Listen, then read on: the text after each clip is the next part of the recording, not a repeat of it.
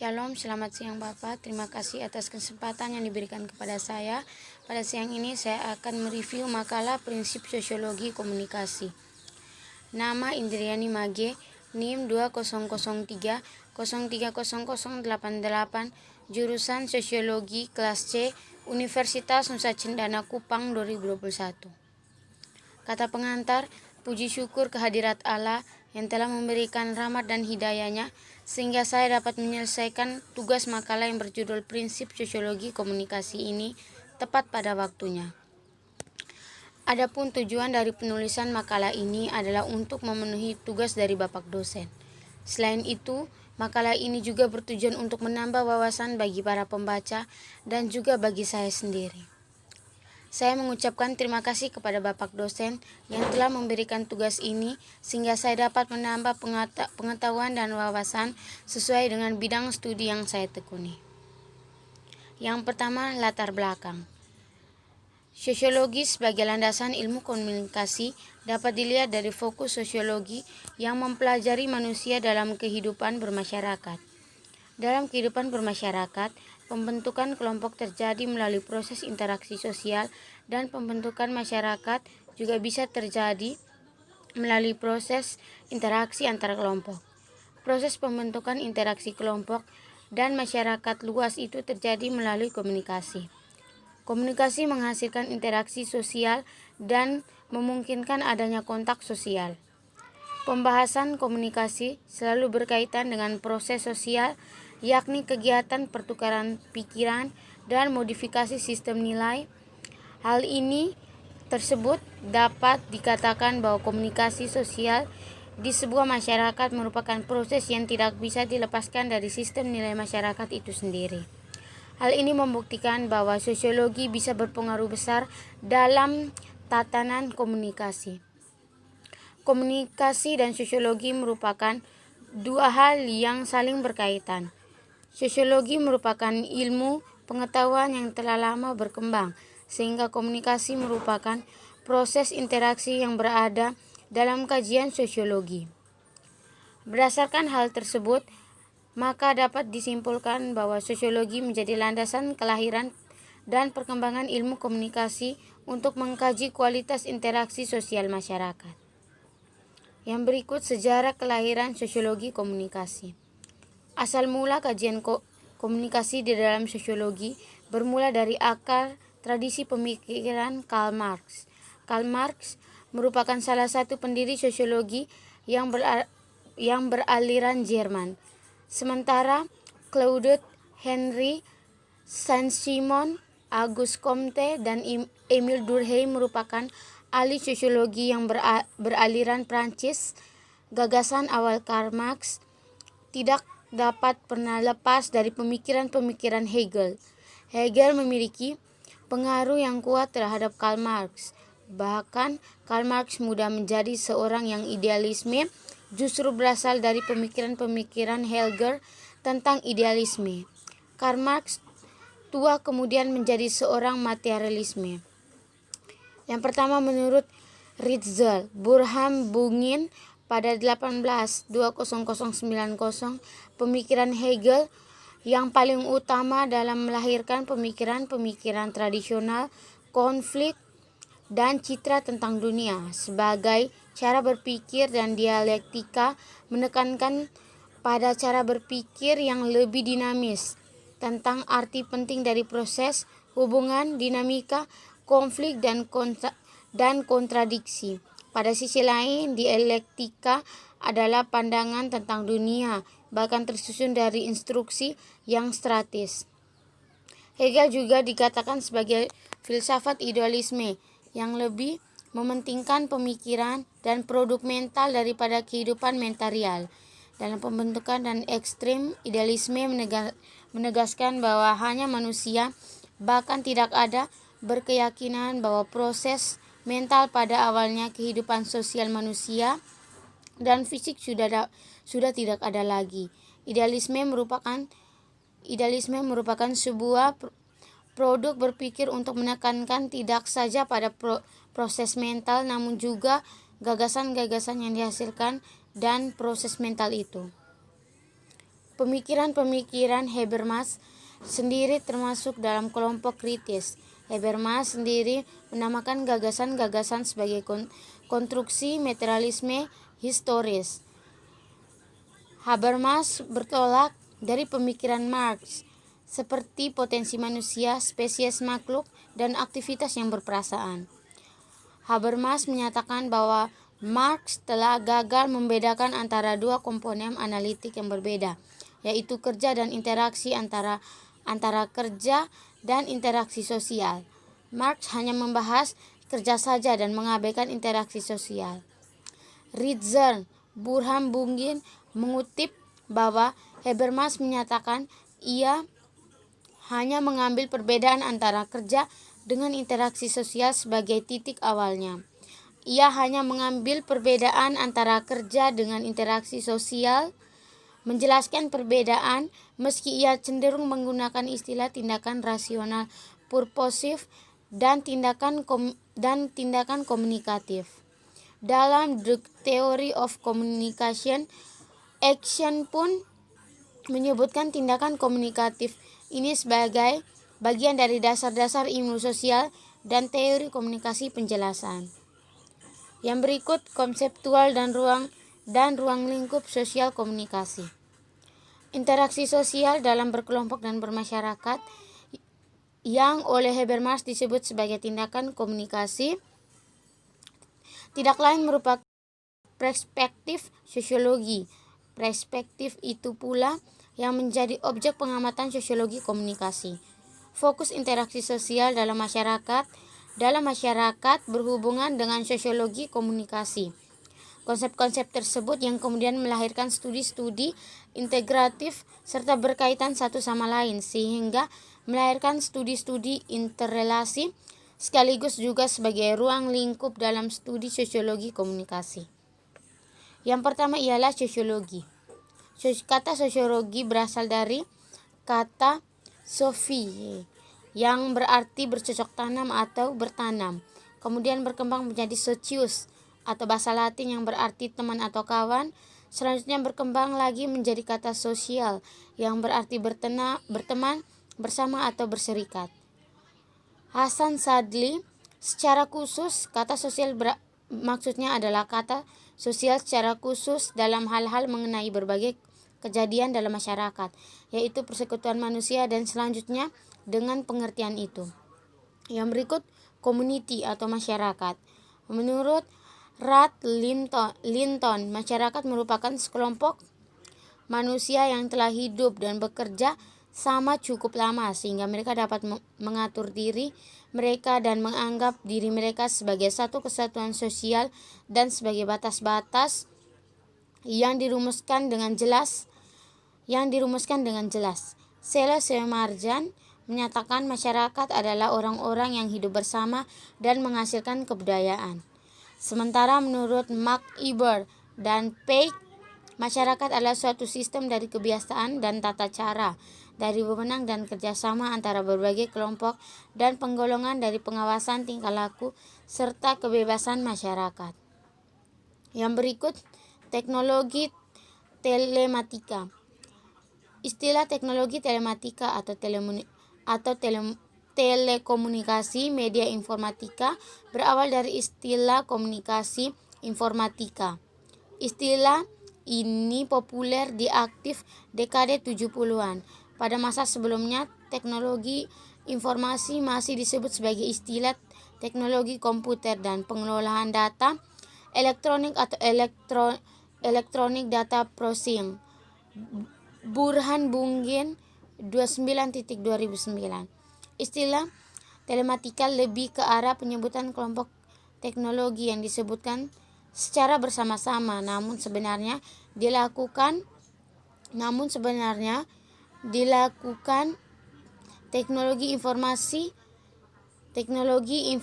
telekomunikasi yang umumnya digunakan dalam bidang komunikasi lainnya. Sementara itu, istilah komunikasi sendiri rancu dalam sistem informasi. Ada yang menggunakan istilah teknologi informasi untuk menjabarkan sekumpulan atau informasi pemakaian atau manajemen. Pendapat ini menggambarkan teknologi dan perspektif yang luas. Yang berikut communication atau komunikasi. Tedorson dan Tedorson Burhanbugin 30 2009 memberi batasan lingkup berupa penyebaran informasi, ide-ide, sikap-sikap, dan emosi dari seorang atau sekelompok kepada yang lain, terutama melalui simbol-simbol. Gibner yang dikutip oleh McQuall dan Winday mendefinisikan komunikasi sebagai interaktif sosial melalui pesan-pesan. Yang berikut Onong Unciana menyatakan bahwa komunikasi sebagai proses pada hakikatnya adalah proses penyampaian pikiran atas perasaan seseorang. Komunikasi kepada orang lain, komunikasi pikiran bisa merupakan gagasan, informasi atau opini yang muncul dari benak komunikator. Yang berikut sosiologi komunikasi. Menurut Suherjano Sueanto, sosiologi komunikasi merupakan kekhususan sosiologi dalam mempelajari interaksi sosial, yaitu hubungan atau komunikasi yang menimbulkan proses saling mempengaruhi satu sama lain antar individu kelompok maupun antar kelompok. Stephen F. Stillen, Petrus Andong mengungkapkan bahwa sosiologi komunikasi adalah studi yang mempelajari perilaku kolektif akibat media sosial. Yang berikut Lillevery atau Petrus Andong memahami sosiologi merupakan komunikasi dalam dua bagian, yakni level makro dan mikro. Dalam arti luas, makro berpendapat bahwa sosiologi komunikasi merupakan cabang dari sosiologi yang mempelajari proses komunikasi manusia dalam kelompok atau bermasyarakat. Sementara dalam arti sempit, yaitu mikro, Lillevery didefinisi sosiologi komunikasi sebagai cabang dari sosiologi yang mempelajari atau menerangkan mengenai prinsip-prinsip keilmuan. Secara komprehensif, sosiologi komunikasi mempelajari tentang interaksi sosial sebagai aspek yang berhubungan dengan interaksi tersebut, sebagai bagaimana interaksi komunikasi itu dilakukan dengan mengutamakan media, bagaimana efek media sebagai akibat dari interaksi tersebut, sampai dengan bagaimana perubahan-perubahan sosial masyarakat yang didorong oleh efek media berkembang, serta konsekuensi sosial yang ditanggung masyarakat sebagai akibat dari daripada perubahan-perubahan yang didorong oleh media. Burhanbugin membagi komunikasi dalam masyarakat menjadi 5 jenis sebagai berikut. Yang pertama, komunikasi individu dengan individu (antar individu). Komunikasi antar pribadi adalah komunikasi yang antar perorangan yang bersifat pribadi, yang terjadi secara langsung atau tanpa medium, atau tidak langsung melalui medium. Contohnya kegiatan percakapan tatap muka menggunakan telepon, surat menyurat pribadi. Fokus pengamatan adalah bentuk-bentuk dari sifat hubungan relationship, percakapan, discourse, interaksi, dan karakteristik komunikator. Yang kedua, komunikasi kelompok. Komunikasi kelompok memfokuskan pembahasannya pada interaksi di antara orang-orang dalam kelompok-kelompok kecil. Komunikasi kelompok juga melibatkan komunikasi antar pribadi. Bahasa teoritis meliputi dinamika kelompok, efisien dan efektivitas penyampaian informasi dan kelompok, pola dan bentuk interaksi dalam perbuatan keputusan. Yang ketiga, komunikasi organisasi. Komunikasi menunjuk pada pola bentuk komunikasi yang terjadi pada konteks dan jaringan organisasi. Komunikasi organisasi melibatkan bentuk-bentuk komunikasi antara pribadi dan komunikasi kelompok. Pembahasan meliputi struktur dan fungsi organisasi, hubungan antar kelompok, komunikasi, dan proses organisasi serta kebudayaan organisasi. Yang keempat, komunikasi global. Menurut Astrid Astrid adalah salah satu bentuk komunikasi, sehingga situasi komunikasi berlangsung dua arah dan lebih diarahkan kepada pencapaian suatu integrasi sosial. Komunikasi sosial sekaligus pencapaian stabilitas sosial, tertib sosial, penerusan nilai-nilai lama dan baru diagungkan oleh suatu masyarakat melalui komunikasi sosial. Kesabaran masyarakat publik dibina dan diperluas. Yang kelima, komunikasi massa. Menurut Joseph A. De Vito, komunikasi massa adalah komunikasi yang ditunjukkan kepada massa, kepada khalayak yang luar biasa banyaknya yang medianya melalui pemancar-pemancar auto dan visual.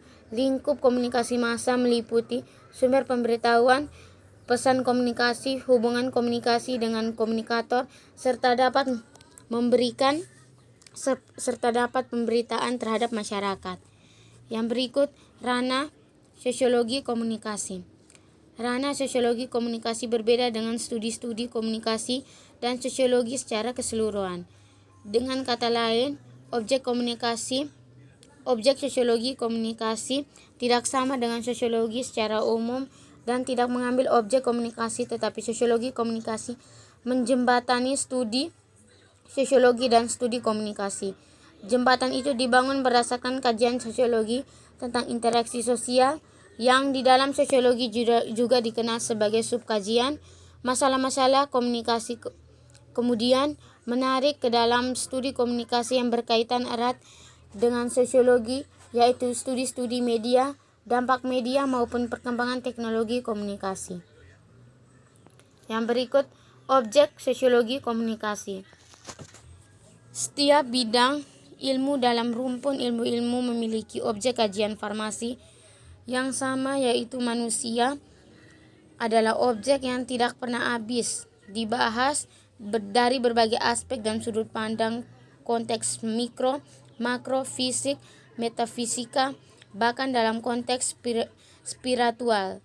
Objek formal manusia adalah yang dimaksud adalah konteks individu, kelompok, masyarakat, dunia, serta aspek-aspek sosiologis yang mengintarinya. Yang berikut kompleksitas sosiologi komunikasi. Studi sosiologi komunikasi bersifat interdisipliner.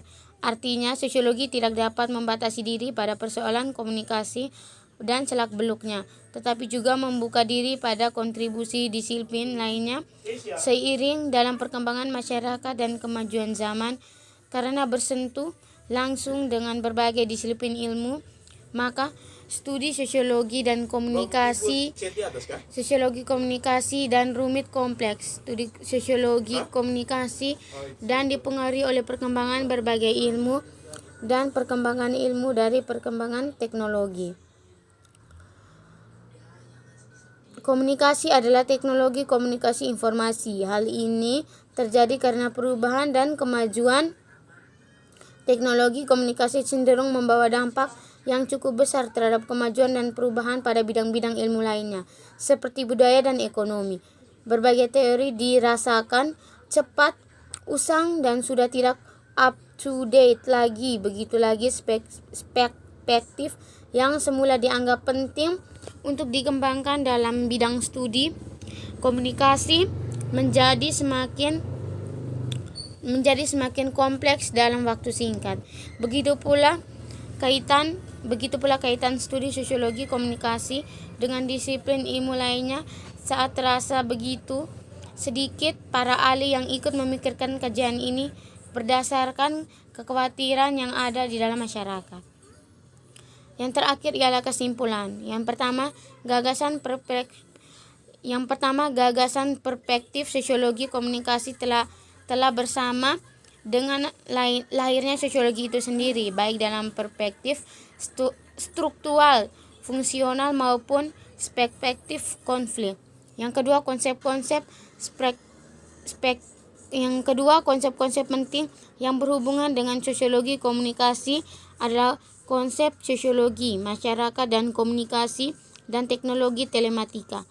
Yang ketiga, kehidupan masyarakat merupakan objek pengamatan sosiologi yang masuk ke dalam rumpun ilmu sosial. Sosiologi mempelajari berbagai segi kehidupan yang bermasyarakat dan salah satu ruang lingkup komunikasi karena muncul kekhususan dan sosiologi yang dinamakan sosiologi komunikasi, yaitu ilmu yang mempelajari dan menganalisa komunikasi dari sisi sosiologis. Yang ketiga, sosiologi komunikasi ini akan mempelajari komunikasi yang terjadi dalam kehidupan masyarakat, baik komunikasi yang terjadi dalam masyarakat perkotaan maupun perdesaan. Komunikasi massa dan efeknya, komunikasi yang terjadi antar masyarakat yang membedakan budayanya, hubungan antara komunikasi dan perubahan sosial serta pembangunan bagi masyarakat, dan juga teknologi komunikasi yang berkembang dalam kehidupan masyarakat dan di efeknya bagi masyarakat. Yang keempat, sosiologi komunikasi ini dapat kita pelajari komunikasi yang terjadi dalam masyarakat. Yang kelima, ranah sosiologi komunikasi berada pada wilayah individu, kelompok masyarakat, dan sistem dunia, di mana ranah ini bersentuhan dengan wilayah lain seperti teknologi, telematika, komunikasi, proses interaksi sosial dan budaya kosmopolitan. Yang keenam, kompleksitas sosiologi komunikasi sering bersifat interdisipliner dan terbuka terhadap sumbangan disiplin ilmu lain seperti budaya, ekonomi, agama, hukum, negara, sampai pada teknologi. Yang ketujuh, objek sosiologi komunikasi adalah manusia yang menekankan pada aspek aktivitas manusia sebagai makhluk sosial dan melakukan aktivitas sosiologi, yaitu aspek sosial dan komunikasi. Aspek ini merupakan aspek dominan dalam kehidupan masyarakat bersama orang lain. Aspek lainnya adalah telematika dan realitasnya. Sekian dan terima kasih.